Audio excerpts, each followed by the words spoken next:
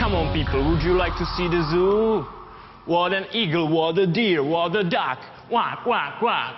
What a moose, what a rabbit, what a wolf. Woof, woof, woof.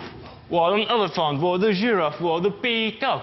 Meow, meow, meow. What a penguin, what a kangaroo, what a snake.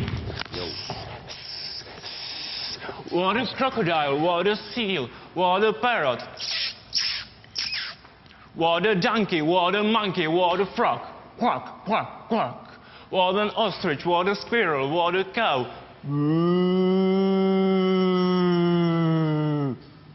Ty chodíš do normálnej školy, alebo si zaostalý? Alebo... Já chodím na gymnázium. Ty, Chtěl bych pozdravit svoje spolužáky. bys ho mohl vyzkoušet, Teďka viď? půjdou do Oktávy, gymnázium Polička.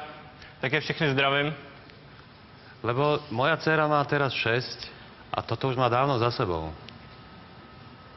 Takéto veci. To si úplne vážne, ty si vážne sem došiel, toto predvie, že toto je to najlepšie, čo ty v rámci svojho umeleckého života dokážeš.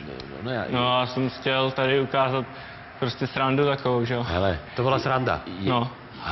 Jako mně se z toho urobilo ne, zle tak a je mi to s tím... ty jsi to udělal kvůli těm svým spolužákům, já jsem to pochopil, aby si je mohl pozdravit do té třídy a pak se o tom budete bavit někde v hospodě, že jo, to je jasný. A tak ať je pozdravíte Myslím, spolužáky. už je zdravil. No, Jasne, už je zdravil. Polička, ja te spíš Takže vyštuju.